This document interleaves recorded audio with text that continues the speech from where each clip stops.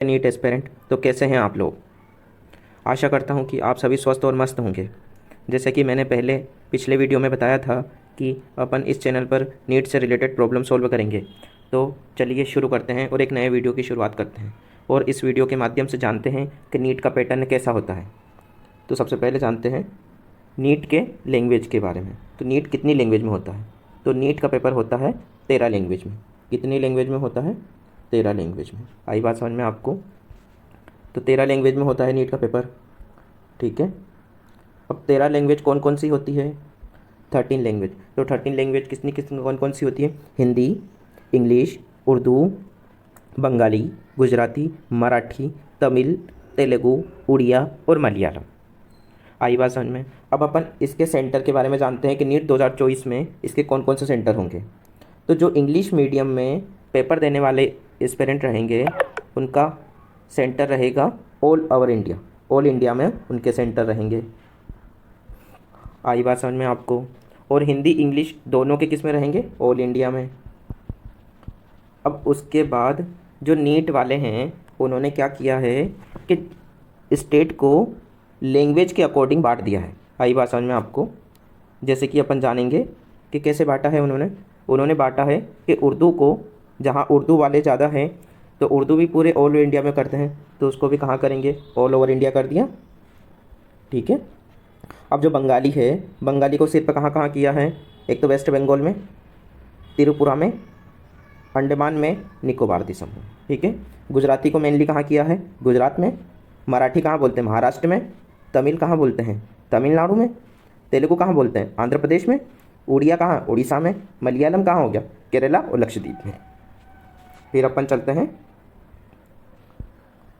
अब नीट के मार्क्स के ऊपर। नीट के मार्क्स कितना का होता है? अब नीट का मार्क्स होता है 720 का। टोटल नंबर कितने होते हैं इसके? 720। नंबर ऑफ क्वेश्चन कितने होंगे? 180। और टोटल क्वेश्चन कितने आते हैं पेपर में? पेपर में आते हैं 200, 200। आई बात समझ में? फिजिक्स, केमिस्ट्री, बॉटनी, जूलॉजी के सेक्शन 1 में होते हैं 35 और सेक्शन बी में होते हैं 15। सेक्शन केमिस्ट्री के सेक्शन 1 में भी होते हैं 35, 14, 14, 15, सॉरी 14 नहीं 15 होते हैं। तो इस प्रकार चारों पेपर में होते हैं 50-50 क्वेश्चन। अब जो सेक्शन ए होता है, सेक्शन ए में अपने को करने रहते हैं 35 के 35 ही क्वेश्चन। आई बात समझ में? इसमें आपके पास में कोई चॉइस नहीं रहती है, आपको सारे ये पेपर सॉल्व करना पड़ता है।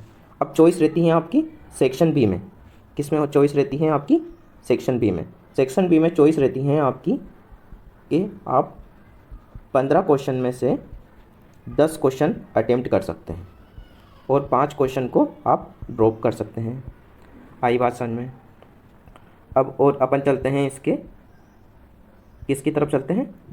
अब अपन चलते हैं इसकी मार्किंग के बारे में। तो मार्किंग के ऊपर चलते हैं। मार्किंग में कैसे चलेंगे कि एक क्वेश्चन के ऊपर कितना मिलता है? एक क्वेश्चन पर मिलता है, एक क्वेश्चन को आप सही कर देंगे तो मिलेंगे आपको 4 मार्क्स। आई बात समझ में? और अगर आपने एक क्वेश्चन को ड्रॉप कर दिया तो आपके कटेंगे 4 मार्क्स। अब कोई यूँ बोलेगा कि मैंने ड्रॉप कर दिया तो मेरे 4 मार्क्स कैसे कट गए? सर तो गलत बता रहे हैं। लेकिन मैं बताऊंगा आपको कि कैसे कटे हैं 4 मार्क्स, वो अभी आपको बाद में बताऊंगा। और अभी आपने और अगर एक क्वेश्चन आपने गलत कर दिया, आपने उस क्वेश्चन को गलत अटेम्प्ट कर दिया, उसका रॉन्ग अटेम्प्ट कर दिया, तो उसके कटेंगे आपके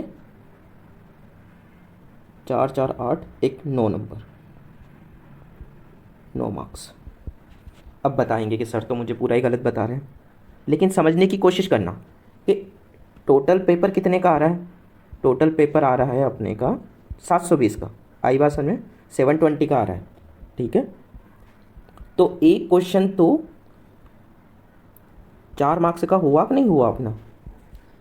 4 मार्क्स का, 4 मार्क्स का अगर आपने वो ड्रॉप कर दिया तो इसका मतलब ये है कि आपके 720 में से माइनस तो 4 ऑटोमेटिकली हुए कि नहीं हुए? जिस स्टूडेंट को 720 आ रहे थे अब उसको कितने आएंगे इसमें से? 716। सही कह रहा हूँ ना मैं? कितने आएंगे? 716। आई बात समझ में आपको? और इस प्रकार से और अपन फिर इसका भी जुगाड़ लगा लेते हैं कि इसके बारे में कैसे कह रहा हूँ मैं। अब आपने एक गलत क्वेश्चन कर दिया तो उसके 9 नंबर कैसे कटेंगे, तो मैं आपको ये और बता देता हूँ। 9 नंबर कटने का मतलब ये है कि अगर आप उस पेपर को सही करते, अगर आप उस क्वेश्चन को सही करते तो आपको कितने मिलते उसके, +4, +4 मिलते कि नहीं मिलते उसके, +4 तो आपको उसके नंबर मिलते हैं। ठीक है, ये +4 हो गए। अब आपने गलत किया तो -1 उसका हुआ, ठीक है, -1 उसका हो गया। और अब आपने वो क्वेश्चन गलत अटेम्प्ट किया तो उसके -4 वो हो गए। तो कितने हुए टोटल, 4 4 8 1 9, तो कितने हुए टोटल, 9 मार्क्स। आई बात समझ में। इसीलिए तो नीट में बताया जाता है कि अगर आपको क्वेश्चन नहीं आ रहा है तो उसको ड्रॉप कर दो, लेकिन उसको गलत नहीं करना है। आई बात समझ में आपको। और जैसे कि कोई बताता है कि सर एक ड्रॉप करने पर, 1 क्वेश्चन ड्रॉप करने पर नंबर नहीं कटते हैं, नंबर नोट कट, लेकिन 1 रॉन्ग करने पर, 1 रॉन्ग करने पर -3 होता है। तो इसका मतलब ये है कि वह नंबर कटता है उसके ऑप्टेन मार्क्स में से, मतलब उसके टोटल में से कितने नंबर आए। टोटल नंबर जैसे कि उसके आए हैं 300 नंबर, 300 नंबर आए, आ रही है भाषण में, आउट ऑफ 720, तो वो नंबर यहाँ से कटते हैं, ये वाला। आई बात समझ में आपको।